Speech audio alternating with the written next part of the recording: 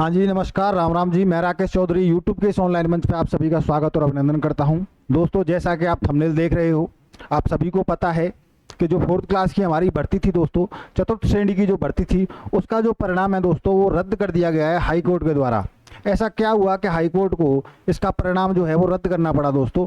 तो आज जो जजमेंट आया है हाई कोर्ट का, उसके अपन देखने वाले हैं क्या जजमेंट आया है और इससे किसको फ़ायदा है और किसको नुकसान होगा दोस्तों, उसकी भी चर्चा करेंगे थोड़ी सी। हम देखते हैं। तो दोस्तों, जैसा कि ये फर्स्ट इंडिया की न्यूज़ है, आज की है 22/5 की, कि चतुर्थ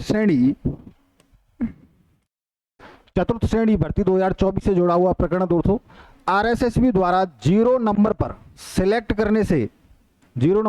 करने से जुड़ा मामला है दोस्तों। हाई कोर्ट ने विभिन्न श्रेणियों में मेरिट लिस्ट को किया रद्द।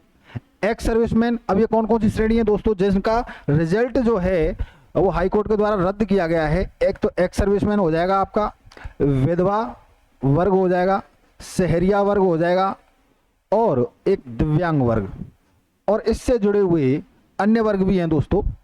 वर्ग की सिलेक्शन जो लिस्ट थी दोस्तों उसको किया गया डिलीट, यानी कि हाई कोर्ट के निर्देश पर दोस्तों इनकी जो मेरिट लिस्ट थी, इनका जो परिणाम था उसको क्या कर दिया गया है, डिलीट कर दिया गया है। हाई कोर्ट में जस्टिस आनंद शर्मा की एकल पीठ ने दिए आदेश, कहा न्यूनतम योग्यता निर्धारित करना आवश्यक है। याचिकाकर्ता विनोद कुमार व अन्य की याचिकाओं पर दिए गए आदेश। दोस्तों, एक बात सोचने वाली है कि आरएसएसबी इतना बड़ा बोर्ड है, इनके द्वारा रिजल्ट बनाया जाता है, परीक्षाएं ली जाती हैं, नए नए नियम बनाए जाते हैं।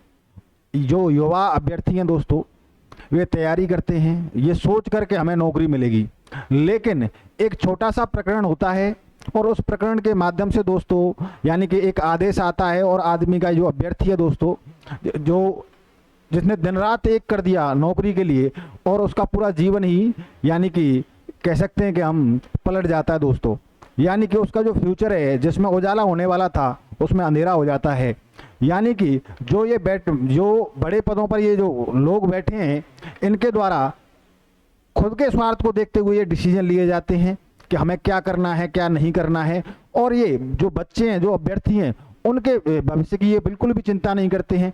एक बच्चा पता नहीं कहाँ से पैसे लेके आता है, उसके पिता उसकी फैमिली का यानी कि किस तरीके से पालन पोषण हो रहा है, और उन परिस्थितियों में वो पढ़ता है, कोई जयपुर आके, कोई कोटा आके, कोई कहीं पर जाकर, और इतनी ज़्यादा यानी कह सकते हैं परेशानियां झेलने के बाद वो तैयारी करता है। उसका कहीं जाके एक नंबर आता है, और ये जो लोग हैं अपनी छोटी सी गलती की वजह से उस बच्चे का पूरा जीवन बर्बाद कर देते हैं दोस्तों। आप सभी को पता है कि इतनी ज़्यादा बेरोजगारी है आज के समय में राजस्थान में कि एक वैकेंसी पर दोस्तों, एक वैकेंसी पर कम से कम 200 बच्चा बैठा हुआ है।